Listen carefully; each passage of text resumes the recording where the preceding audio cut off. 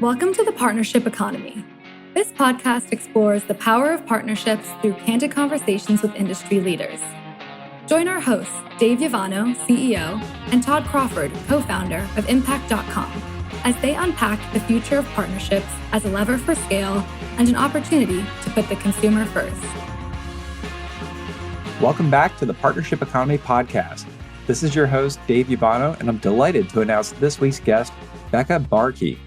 Becca started her career in a traditional media agency where she discovered her curiosity for brand partnerships.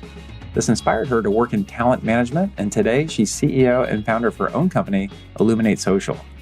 Illuminate Social is a growing talent management and brand strategy firm, and it's clear that Becca knows the influencer industry inside and out. Becca is passionate about representing and advocating for content creators. She knows the value of successful brand partnerships and stays up to date with all the latest influencer trends. Above all else, she believes in leading with empathy and being a role model for other aspiring female leaders. In today's episode, we discuss the behind the scenes of how influencer partnerships really work, the best way to form these partnerships, both from a brand point of view and a creator point of view, and actionable insights on the best platforms and content formats to utilize. We also introduce our very first lightning round segment, so be sure to stay tuned until the end.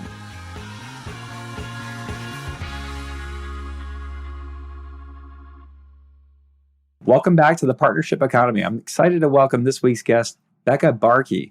Becca is the CEO and founder of Illuminate Social. It's a talent management and brand strategy firm, and she is an expert on all things influencer marketing. Welcome to the show, Becca. How are you doing today? Good. Thanks for having me. Thanks for joining us. All right, first and foremost, you've had a very impressive and dynamic career path that's led you to be CEO of your own company, Illuminate Social. Would love to start with you just sharing a little bit about your journey and how you got here. So I started a little bit more on the creative side of things as a stylist. And while booking models for our photo shoots, I came across a company called IMG, one of the biggest modeling firms in the world, and really got that traditional agent experience by starting to work at IMG under their wall group department, where we represented hairstylists, makeup artists, and clothing stylists, and got that very, very traditional training, and was really, really amazing experience. What I loved the most was during red carpet season, we would actually book brand partnerships for our talent. So if my stylist was on Jimmy Fallon, who was hosting the Golden Globes, we would get a Tiffany watch partnership. And that was really, for me, what got me so interested in this brand partnership world. So I literally went down, Googled jobs in brand partnerships, and came across the partnership economy and started working at a big influencer management firm called Socialite, where I was a talent manager and grew to be the vice president of their talent department before I left. And for those who don't know, could you just talk a little bit more about Illuminate Social, specifically what your firm provides?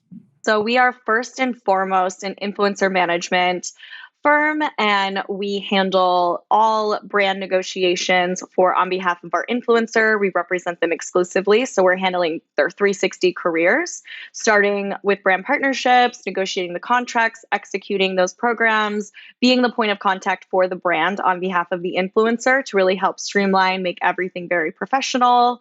And on the flip side, we also do strategy for brands. So we'll work with them either on a retainer basis or, one-off casting opportunities where they want to work with influencers that are the right, person for their program. So in this sense, we represent around 80 exclusive content creators, but then we have our own tried and true network of about 500 creators that we say, A, they're professional, B, they do great work, they might convert, they've got great content. So that is, really where we're pooling from a larger group of influencers to find the right person for that program. That's a super interesting model. I can see how your prior career really teed it up for you to create a business like this. I actually haven't spoken with anyone before you about, you mentioned exclusively representing 80 creators. I mean, like right away, I think of that show Entourage. I mean, are you essentially Ari Gold here representing some top talent? Exactly. So, watching Entourage, I can firsthand experience say that is what it's like. It's based on the company WME. I worked at their sister company, IMG. So it is exactly That's the experience.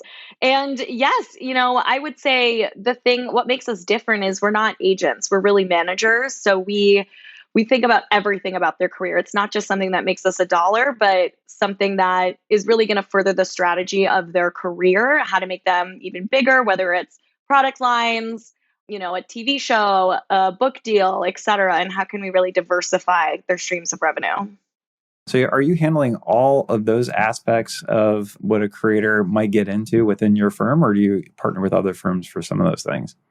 So we handle everything, and we might, some of our talent might get to the level where they do need an agent. So they could be at a larger agency like WME or CAA, but still represented as we are their manager. So yeah, that's where we might be partnering with others. We also work on product lines in-house. So yeah, we just try to offer a really diverse variety for our roster because we know that they're multifaceted talent.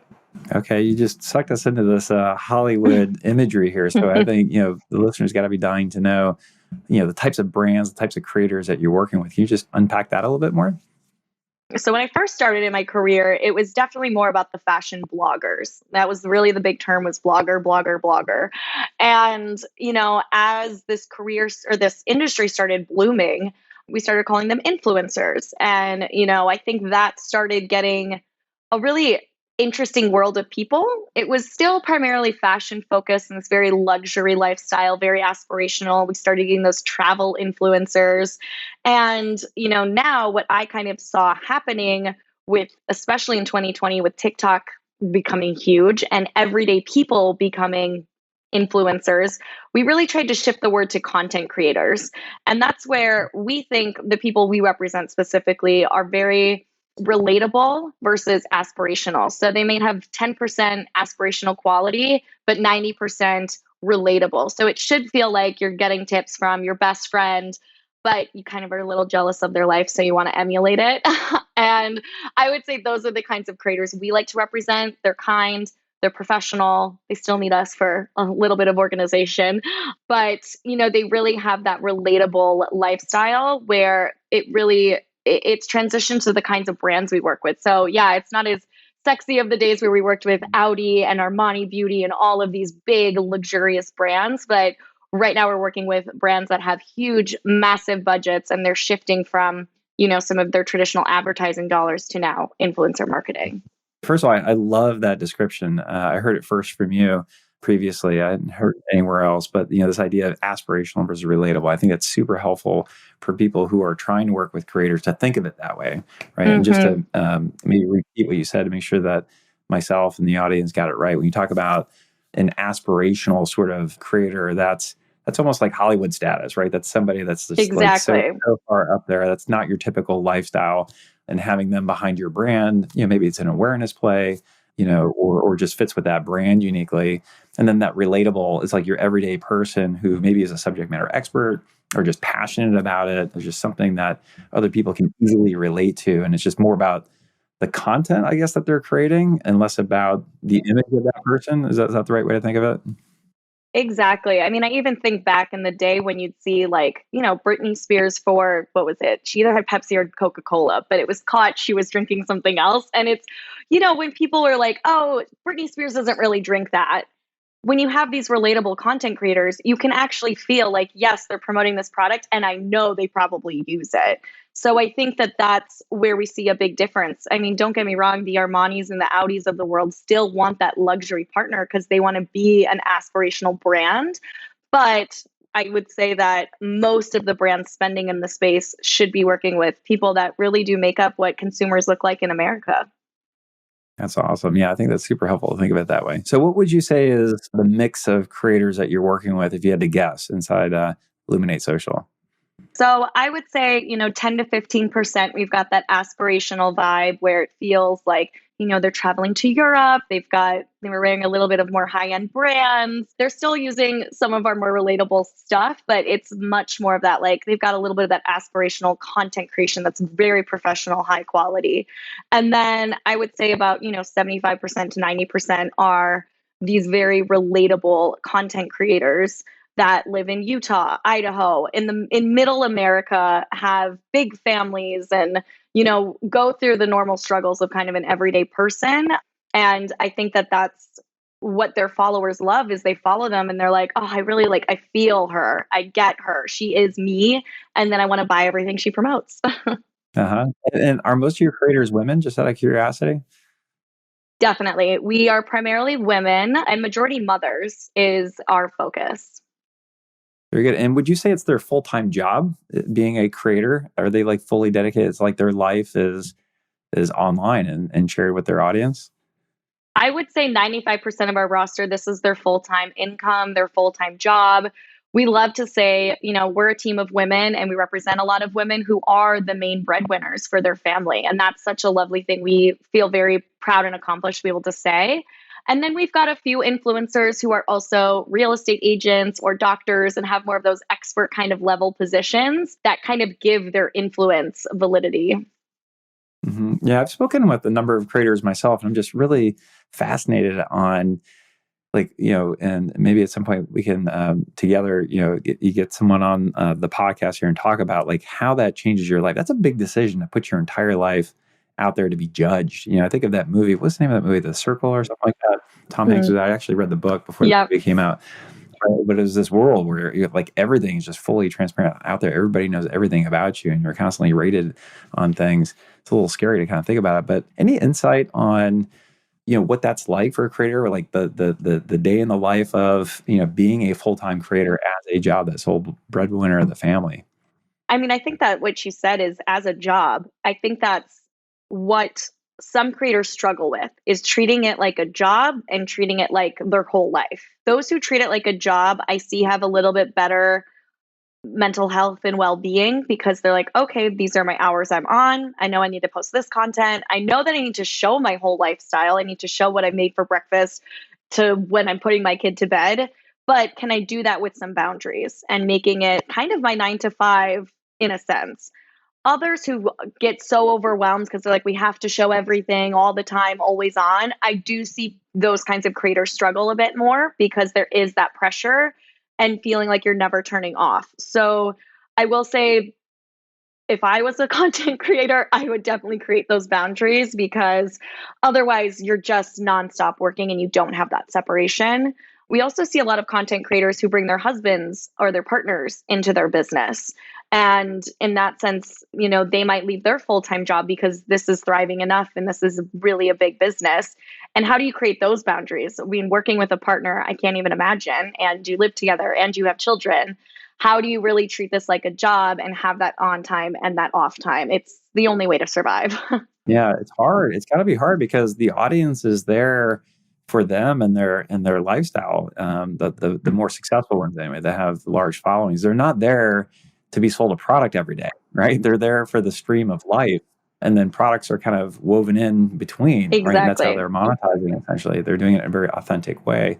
So I think to really be successful, you ultimately have to commit, your life to, being out there. And so, yeah, but it does seem like, people are really enjoying it, making a really nice career for themselves doing it. It's not for everybody, probably, but it's great to see the success there.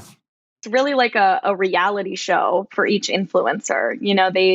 They're going through their whole day, they're showing it. And when I log on, I know which influencers I want to go look at and be like, oh, I wonder what their kid did today. Or, I'm going through and really almost consuming it as a show. And then I might go turn on a Real Housewives episode and just consume it in a whole different medium. We could probably track this all back to that first MTV episode of The Real World. That's probably where it all came from. Very true. How about on the brand side for your business? So, like, who are the types of brands that you work with? So, because we work with very relatable content creators, we work with, the brands that everybody knows, Lowe's, Walmart, Amazon is another big one. And then a lot of skincare brands, Tula, Ritual Vitamins, to name a few. We've got a few luxury brands as well that we work with, but I would say much more the kind of everyday brands that you're shopping on a more daily basis. And so for both brands and creators, what does the process look like for reaching out to create a partnership in your world?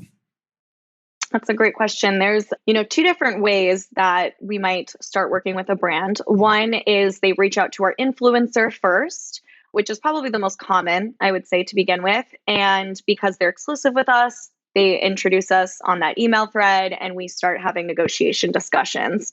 I always tell our influencers those opportunities are going to be probably your best budgets because this brand has sought you out. They want to work with you, and we're going to figure out how we're going to make that work. Secondly, as an agency, we have a lot of brands we work with that are either coming to us to cast a program or we work with on a retainer basis, or additionally, they're like, we love working with you. You make this so easy. Do you have more suggestions? And those opportunities are really, really great for us because we can show obviously our influencers, hey, look at these opportunities we're bringing you because the brands love us. They love working with our influencers and introduce a whole new kind of brand to them that they might not have been aware of. And also building, potentially larger opportunities around that if they haven't seen this influencer before. And now they're like, wow, they really converted for me. Let's keep this going. And can you give us a sense of the types of projects, like what's involved there? Like, are they doing deep reviews on products? Are they just creating specialized content that the brand might license, for example, to use for other purposes? Like, just give us a sense of what that work is typically. Is it just a simple post and then move on to the next, campaign essentially? I would say a significant portion are a lot of one-off situations. So they want to work with this influencer for one specific project that typically has a few deliverables. I would say on average, we see an Instagram story, with 3 to 5 frames, including a link click and an Instagram post, whether that's a reel or a static photo. Sometimes maybe also TikTok, depending on where their bigger audience is. And, that's really a common thing. We might see they want a few assets for the brand to use as well, or they might want some additional usage, whether that's whitelisting or dark posting, which is the other kind of medium of it. And I would say that's going to be our most common. People are working on 5 to 10 projects a month. Additionally, there's these more long-term partnerships where they see someone, they've liked working with them. Typically, you're not going to see a long-term partnership if they haven't worked with the talent before. And we're getting several posts over a few months. And that's really to what I think is the best because, retail studies show that consumers need to see something 3 to 5 times before they're going to make a purchase. So it really makes sense, especially for a brand awareness play, that you continuously hit that same audience. I think those are some of the most successful partnerships. I see just our influencers are really excited about them as well because they know, okay, this is a great contract. I really want to be show this brand some good work. I would say those are the majority of the types of projects. It's fun when we get something that's a little outside of the box, whether, we have an influencer who's asked to be a consultant for a brand on some new product assortment or potentially, on a diversity committee for that brand and how can they do better on their own social channels, speaking on panels. When we get to see these kind of more fun ones, that's definitely kind of puts us on alert. And we're like, ooh, what is this one? It's a little bit different. Yeah, those longer term relationships really strike me as more of that deeper partnership, right? Where there's just strong fit between the brand, the creator, and the creator's audience. I would imagine that it's a longer lasting relationship because they're, the feeling of fit, they're just genuinely interested in the product and their audience can tell, and it performs well as a result as well, just in terms of driving sales. And then just more tactically, what would you say is the mix, if you had to guess, of more performance-based contracts with creators versus a fixed fee, for example? So I don't think we do too many performance-based campaigns. And this is for a few reasons. I think that one, there's not enough of kind of a kickback for our influencer where they're like, okay, but I could do a brand partnership and get paid this flat fee and know, I'm getting actually compensated for my work. What we will usually agree to is a mix of both performance-based plus they're getting paid a flat fee. So maybe we'll consider a discounted rate because they're going to get this commission or affiliate sales, on what they're working on. And I think in that sense, we really like those partnerships and they're great. And when we see something performance-based, we kind of shrivel up a bit. I'm not going to lie. And that's just because we just know there's no way an influencer is going to get compensated for the work they're putting in, the assistants they pay, the photographers they pay, if they got their hair and makeup done that day. When you think about it, influencers are your own brand photo shoot, social photo shoot. You have to pay for all of these things in order to get the good content. And, even when we have our very relatable content creators who might show up with no makeup on an ad or something like that, there's a business behind this. So finding a blend between the two is really where we find that sweet spot.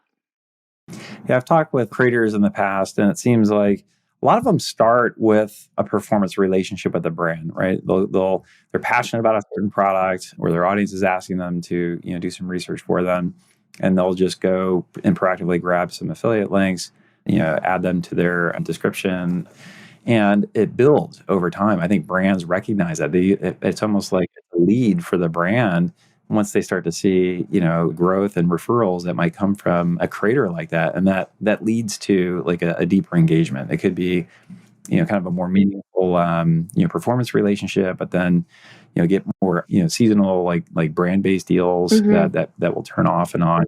But it's interesting. Like, I think as you get to a certain level of creator, like, you're used to like a certain amount of income and doing a lot of work on a lot of different brands.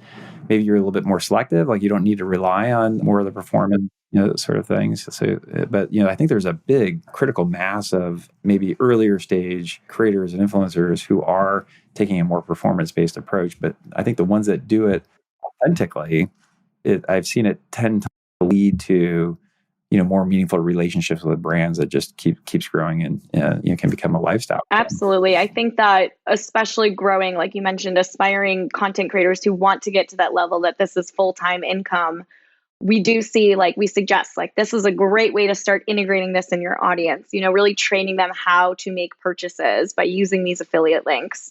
And then, we also have others who that's their supplemental income. They have a certain amount of brand partnerships a year, but they know I also make this much from LTK every month. And, I think that those are a lot of the platforms that we really make sure that all of our influencers are on right away, because we know if they're on that, they definitely know how to train their audience how to shop, which is key. Platforms like impact.com as well. Yes, I know. Especially Impact. How about just some examples of some exciting partnerships that you're currently working on that could really help inspire some of our listeners to think outside the box? Yeah. So one of our talent managers, I'm going to give a shout out to Jessie. She really has brought two really interesting partnerships to the fold for her talent. One being with Discovery Plus, which is, a streaming platform. And I think this really came from, the times in COVID when we were streaming and binging a lot more. And there's so many streaming platforms out there now. So how do you kind of get through the noise rather than just kind of promoting your platform, but actually promoting the shows and getting people excited about that? So two of our content creators have their own podcast. They're big on TikTok and Instagram, and they're actually doing a rewatch with the show. So they'll do a recap after and kind of say, let's talk about this. Let's educate you a little bit more about this specific family or this instance or whatever is going on in the show. And let's talk about it. And I think that's really what, there's so many true crime podcasts people are obsessed with. So it's kind of riding on those coattails, but I think that's going to be really, really effective. And I'm excited to see how that all comes together. They're covering 3 really interesting docuseries that I think 2 of them are already available on Discovery Plus. I already binged one. It's great. So that one I think is just really fun because you participate also in it. It doesn't feel like you're necessarily purchasing a specific product, but you are. You're getting the streaming platform to watch the show and then kind of partake in this larger discussion. So you're saying after a show, there's like a deep dive with a podcaster or some other creator to just talk about the show more, just to just get more buzz and awareness going? Exactly. So they're going to talk more about the show, about the plot, what's going on, what to look for next. So I think that that's going to be really interesting. That's such a great idea because, I equate that or draw an analogy to the world of advertising. Like if Discovery was to run an ad, say, hey, check out this show, sure, that has some awareness and some effect on people. But, we've been beating the drum talking about, hey, buying decisions are being made today based on what other people say about you, less about what you say about yourself. Right. And to be in that flow of conversation about shows, just makes sense to have these podcasters just discussing the show is creating, that's the checkpoint for people, the modern consumer, the modern buyer. That's where they're kind of being inspired and making that purchase decision, if you will, that decision to engage with Discovery Plus. That is what the way brands, I think, have to cut through today. Like just advertising, we've just become so numb to it. But to hear conversation from influential people diving into it, that really just changes your whole thinking about, what shows you're going to engage with. You're going to be a lot more motivated to go check out a Discovery Plus show if it has that level of engagement from a podcast relative to like an ad that you see on TV. Would you kind of agree with that concept? Absolutely. I think it just aligns with that saying, show me, don't tell me. And I think that's what we're really doing here. We're not just showing you or telling you about like this brand and this is how we align with diversity or whatever that is. We're actually showing you and integrating it, and you feel like this is authentic. That's great. Secondly, another partnership we're working on is with Marriott Bonvoy for promoting their hotels. People are traveling again, which is really exciting. So this is a long-term partnership, which really makes sense for a luxury category like travel, because you really want that hitting the same audience a few times. People aren't going to see one post and say, oh yeah, I'm going to go book my trip now. They're going to see that this is who she chooses. This is her preferred company to travel with. All these different cool places. Oh, I might not be able to go to, this one location, but I can go here. And now that hotel looks really cool. I want to book that through Marriott. And yeah, just really excited to see how that partnership came together, because again, it really hits the KPIs of the category that they fall into. So when your team is engaging with a Marriott Bonvoy, they're saying, look, we have a campaign. There's a strategy this year. We're trying to really appeal to these young, fun professionals. And so they're specifically looking for creators that will experience their locations essentially and talk about it. Exactly. And so they're kind of recruiting them into a program. Yep. And I would say this content creator is on the more aspirational side. She's much more fashion focused, and those are the kinds of creators they want to associate with, because it is that aspirational vibe. That's how travel is. It should be accessible for everybody, but at the same time, you want to experience this because it's something exciting. And, I think with the Discovery Plus one, it's accessible to everybody as long as you get the streaming platform. So it is much more of our relatable, comedic content creators that you feel like, oh my gosh, I'm watching this show with my best friend. And I think it's interesting how we have the right creators for those two programs. You couldn't flip them if you wanted to.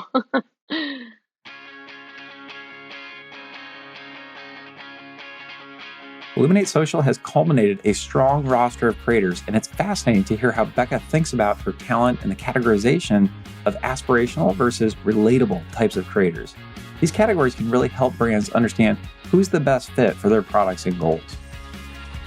Becca dove into the ins and outs of how to actually create a partnership between a brand and a creator. And it was interesting to hear that performance-based contracts are helpful for starting and building relationships with creators, which can lead to highly desired fixed fee campaigns as well.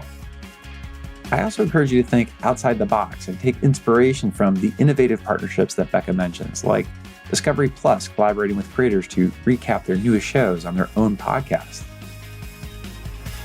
Keep listening to hear about the latest social media trends and the implications of Instagram trying to become more like TikTok. We'll also dive into our first ever lightning round and a great discussion on female leadership. All right, before we head into our new lightning round segment, I'd like to ask, all of our guests at this point, like just trends that you're noticing, right? In partnerships specifically, and especially for you in the creator space, like what trends are you seeing out there? So the first thing I want to discuss is obviously just Instagram trying to act more like TikTok. So we really saw this conversation in the last few weeks, especially, but all of this video content that we're being served now. And it's funny because I just read an article this morning about how a TikTok creator feels like the TikTok platform makes brand partnerships really difficult. And I would agree with that, because there's a reason why our brands specifically want to work more on Instagram. We see that as a higher percentage. So I'm always telling my creators, diversify, make sure you're on all the platforms. And, with TikTok, you open up immediately, you're on your For You page. So the algorithm is awesome. You're going to see content you really want. But it's going to deprioritize #ad content, because if you haven't traditionally engaged in that on TikTok, you're not going to get it. And most people don't toggle over and look at their following. They're going to look at the For You page. And the thing I also notice as a consumer myself, but when I'm explaining a TikTok content creator, I don't know their name. I'm like, oh, that one guy who always does content like this. But when I'm on Instagram, I know them. I know their name. I know their children's name. I know their dog's name because I'm integrated in their life. I see their content every day in my face. So it's funny to me that Instagram would want to change that and become more like TikTok when ultimately it is going to kind of hurt the creator in a sense because now I'm getting content on my Instagram feed with people I have no idea who they are and it's getting a little bit lost in this mix. And they're very different platforms. It does seem like the algorithms have taken over. Like I've just noticed this myself as a sample size of one, right? There's certain people that I follow on Instagram, like Kelly Slater is a pro surfer, Mhm. right? I think it's fascinating where you get insight into somebody's life like that. But I noticed that if you rewatch or replay a video, especially, you're taken out of And you're your going to get a new feed. video from someone you don't follow. Yeah, and all of a sudden you start seeing videos that I don't follow these people. It's to your point, it's like a little bit more like TikTok, and it's almost like these platforms are kind of cutting off that relationship between the person and the creator, and becoming more dependent on the algorithm feed of people that you Right. don't know. I don't know if that's a good thing or a bad thing. Yeah, because I just think that it doesn't make sense for them to want to be like each other because we want them at very separate times. I want TikTok when I have an hour on my couch to listen to videos, and I want Instagram at completely other times where I might be waiting for somebody and I just want to, discreetly look at something that I'm not going to listen to sound, or I'm in the dentist office, I'm waiting for something. And, to make the platform to be more based on video, it just kind of hurts a lot of the photo content that people want to see in those moments when they're not going to have sound on. So, one thing, I'm even saying, I notice now when my influencers don't use auto generated captions because most of the times I am looking at Instagram without sound on. And I'm like, you have to turn those captions on because if they're like me, they're probably watching this without sound and or waiting, somewhere and want to still take in this content. So while video really gets a message across really well if you're doing a brand partnership, I do think that, don't lose the benefit of photos either, which still is there. From a like a monetization standpoint, where brands want to be, what are those trends like? And put that in the context of creators, like the platform that they are preferring to work on in terms of like the best way for them to monetize the content that they're publishing. From what I'm seeing, people do make more money on Instagram. And that's simply because ads perform better there. It's really a wild, wild west on TikTok. You could put an ad out and the maturity date is so much longer. So the first 24 hours of a TikTok, you might be like, oh my gosh, this only has 300 views. And on Instagram, you're pretty much peaking within the first 24 hours of what it's going to be. And I think for brands who want that instant gratification, they don't have the patience to wait a month, 2 months, upwards of maybe 3 months. That's how long a video can kind of live on the For You page for TikTok. They're not going to want to wait 3 months to see did their message get across. So if you've got an instant sale, if you've got something that's, going to need to happen in real time, Instagram just makes so much more sense than TikTok that we need to kind of wait for that maturity. It's just completely different. All right, let's move into our lightning round segment. You were actually answering one of the first questions I was going to ask you, which was, what do you think is the best platform for creators? And I think you just answered that with Instagram. So we'll take that. I'm biased. I think Instagram. Okay. The other ones I was going to ask you, YouTube, TikTok. YouTube actually is different. You didn't touch on that really much. YouTube just seems like a very different platform. Like people are there for like information and they're like doing a lot of research, right? As opposed to entertainment more so on like the Instagram and TikTok platforms. But I have heard from creators, there's SEO value. They're still monetizing content that's been out there for years. That also helps the brand. Any quick point of view on YouTube by comparison to the others? Do you see it as different as I do? Absolutely. It's completely different. I would say if somebody wants to be in control of their monetization and not rely on brand partnerships, YouTube's the space because you can earn a lot on AdSense and all of those kinds of things on YouTube, way more than you can on any of the other platforms.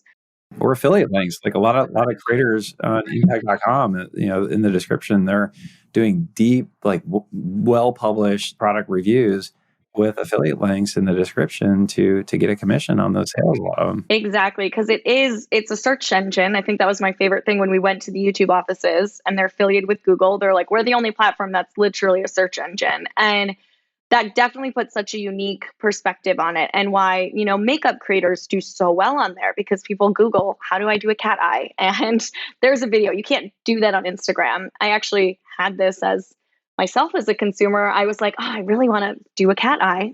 And I looked at some of my favorite influencers that I know have great makeup, but I couldn't find a video that they had of how they do it. So there I go, to YouTube. So when it comes to searching for things that are, like that, YouTube makes a lot more sense. I see creators who are on YouTube, they make a lot more money without brand partnerships, and they have their own merch lines because they have fans that are just so obsessed with them.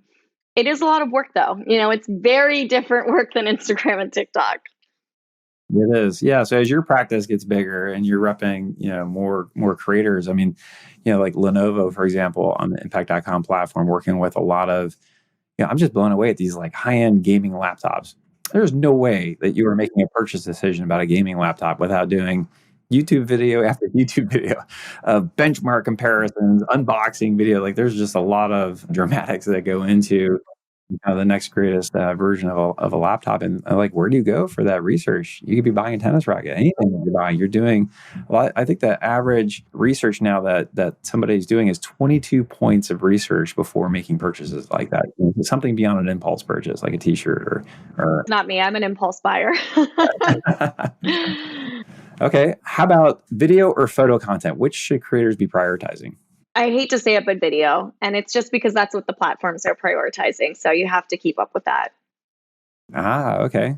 So if it's a photo, you're lower in the algorithm ranking. I mean, you can see it if you go through your Instagram feed right now. I was going through it and I'm like, I have not seen a photo in at least a minute of scrolling. So it's video. Okay.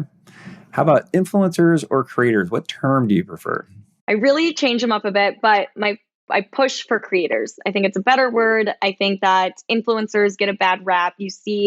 You think of those pranksters like David Dobrik or Logan Paul. And when I go home to Wisconsin and tell people I represent influencers, it's like, oh, you work with them? And I'm like, no, I work with really great people. Yeah, it has like a negative connotation to it, doesn't it? Like nobody wants to feel like they're influencing somebody. Right. It seems like people who want to be famous, that's the connotation it gets a lot. But, the people I work with are really content creators and they have influence. That's a great way to think about it. I think the good ones are passionate about creating like good content, having that connection with their audience, and don't feel like they're somehow influencing people, or their job is to influence their people. Their job is to create amazing content that inspires people, not influence them so much. Mm-hmm. Okay, next one: aspirational versus relatable creators. When should brands work with each type? Yeah, so definitely think about the category. If you have luxury diamonds or, it's a luxury product, you should probably be working with more aspirational content creators. If it's, your everyday kind of thing, some cereal, like we work with a lot of cereal brands, anything like that, it makes more sense to be with someone who is relatable, because you really think like, yes, that person uses that product versus, earlier when I talked about Britney Spears drinking whatever, you don't think she drinks that every day. Okay. How about the number one tip for brands who want to work with creators? The number one tip is really do your research. So see which creators are, already organically posting about you because they love you. Those are the kinds of people you should be working with. Don't get so caught up in the hype of there's this trending person now, or they just came off of this new reality show. They've got all these millions of followers. That might not equate to real influence. You need to look at what have they done in the past? How does this convert? And make sure that they are going to hit those KPIs, because sometimes it's a micro influencer with 20,000 followers who has a more loyal following than this hot young thing that just came off a reality show. And if we were to flip that around, what's the number one tip for creators who want to work with brands? My number one tip there would be showing your face more. So there's so many content creators who want to either hide behind the camera or they're just so curated and can't get outside of that bubble. They're like, here's my beautiful coffee and here's my perfect everything. No one lives a perfect life. We want to see and hear what you have to say. And I think that really builds that whole reality television around your life. And that's how you should think of it. I could see that in videos. You're right. I never really thought about it until you said that. Like there are videos that where you see the full, and you realize the effect that that has on the viewer. Like you trust that person more because you see that they're a person. But you also have to look at it from the creator side, I would imagine, right? Like that's a leap, right? To put yourself out to the world to show your face is like a big decision for some people. That's why I guess we were talking earlier about is this a professional career or not? I have to imagine the ones who have made it a professional career show their face because it's the only way you're going to build up a strong following.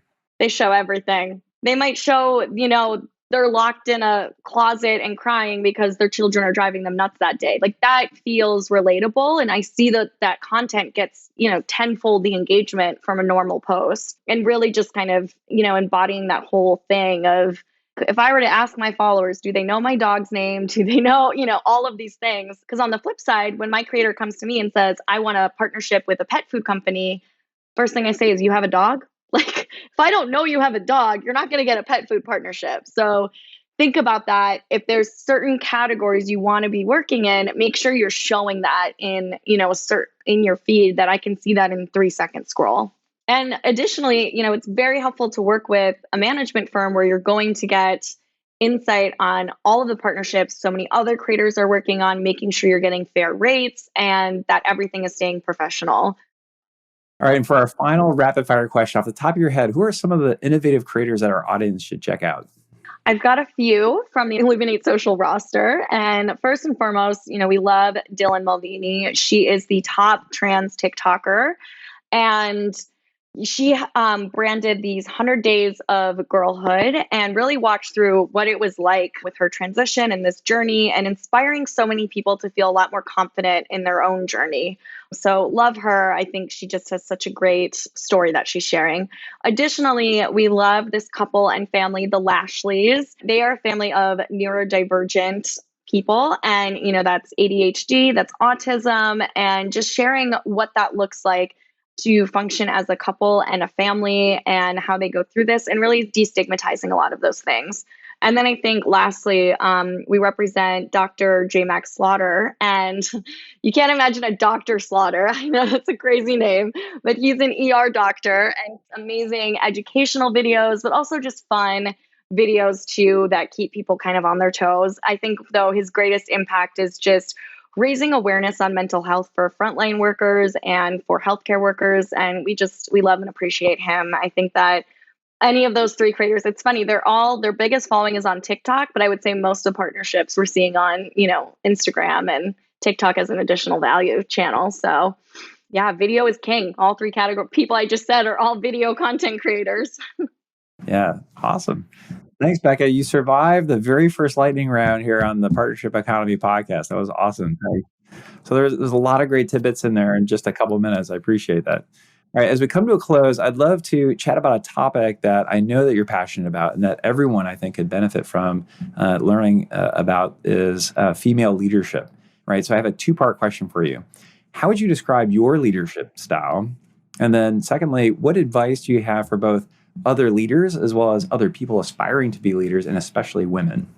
I love that question. I love this topic. It's my favorite thing. And I would say, my leadership style is definitely first and foremost empathetic. And I think that empathy gets really lost in not only the leadership space, but specifically the entertainment space. And, we're working with humans who are new to this industry, who are just starting out in their careers, or those who, are also very seasoned professionals. And how do you make sure that when we're working with professionalism and like being respectful on behalf of our talent, but also using the empathy and the heart and all of those things that matter that really round out a human. And I think the common example I think of not only with my team, but how the managers represent their talent is, when we've got a working mother, this is their full-time job and They've got so many things that they're doing and, they might be late on some content. How do we describe that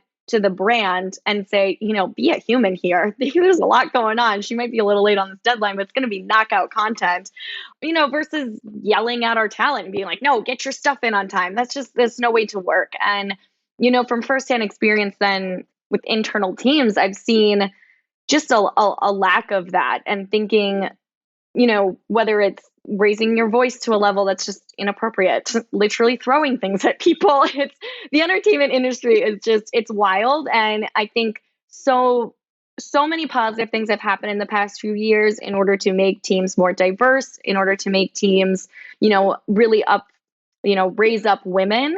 But there's still more work that needs to be done when it comes to leaders and making sure that we are creating an environment where people really can thrive, because it's not going to be the same for every single employee. And everyone's going to come in with their own perspective, their own backgrounds. And how do you make sure that you've created an environment where each person can succeed? That's something I constantly ask myself and I'm constantly learning at. And if you're not learning, you're not evolving. And that's just, you can't stick with the status quo. And that's exactly how Illuminate Social was born. Our symbol is a lightning bolt, which means the destruction of ignorance.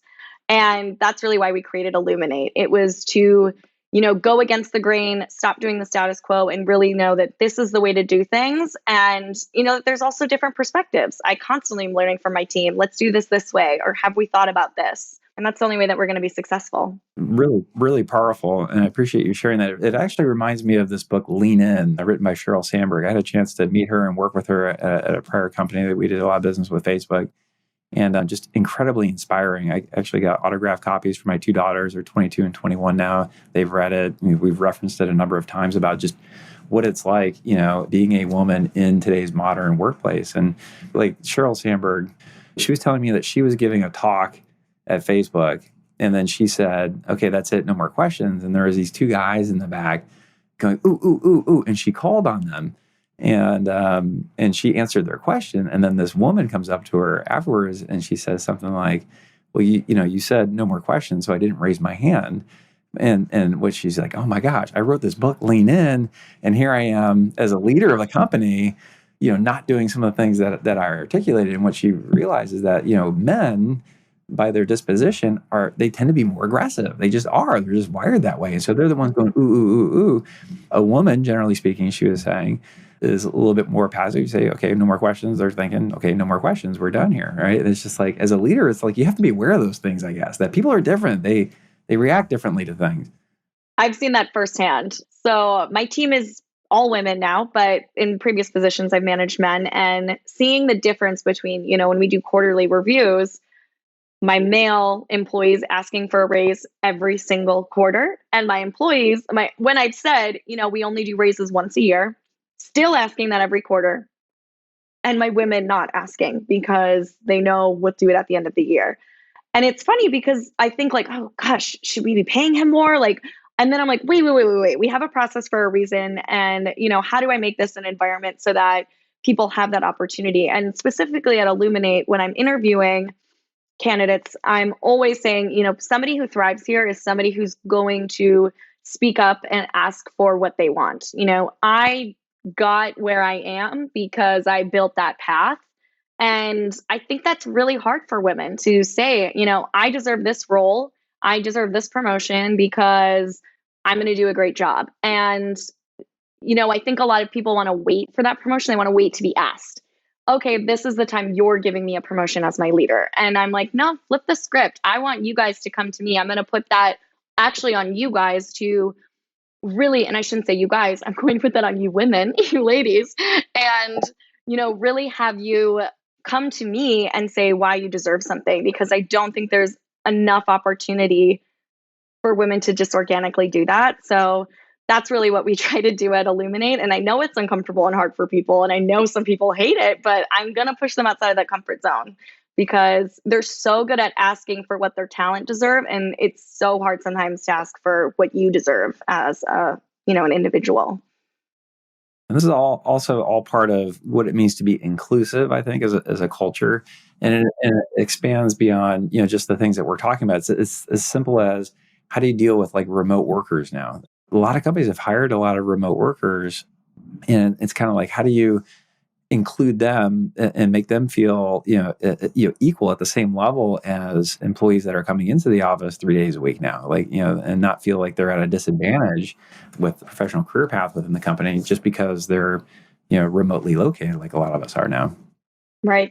It's definitely a challenge. It's a challenge I have to go through every day. We have our team is fully remote. The majority are in LA. So we get to have moments where we get together. But I try to make those moments really, we want to have team-wide bonding events. So what can we do where it feels like everyone gets to experience that and have those touch points? But again, it's a challenge. I definitely don't have the right answer there. And I think it's something we're all going through and trying to figure out. But I do think, having that level playing field, everyone's remote. Now, what are some opportunities we can have where people can feel like this conversation that's normally in office? So one thing I love that our SVP of talent, Kara, has integrated are her office hours. So she literally sits on Google Hangouts for like an hour and a half once a week, and people can pop in and ask her random questions. Something that, we're doing a lot of our G chat, but how can we get that face-to-face interaction and feel like, okay, I can just go vent to someone for a little bit or, bounce a question off them. I was so proud of her for instituting that. And I just think it's great. That's a pro tip right there. I'm 100% adopting that. That is a great idea. I don't know why I thought about that. I love that. Thank you, Becca. It was an absolute pleasure chatting with you today. It was so much fun. And thank you to our listeners for tuning in. Yes, thank you so much.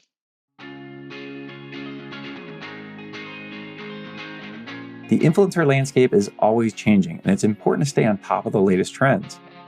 With all the different social media platforms out there, as a brand, it's crucial to understand which platform aligns most with your goals.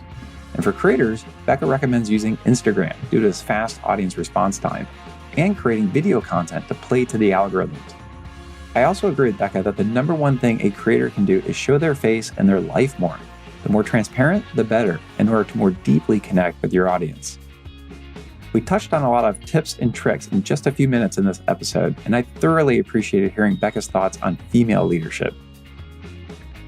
I hope you enjoyed this episode and our new lightning round segment. Thank you, Becca, for joining us on the Partnership Economy, and thank you for listening. Thanks for listening to the Partnership Economy, brought to you by Impact.com. If you enjoyed today's episode, be sure to subscribe to the show and rate and review it on Apple Podcasts.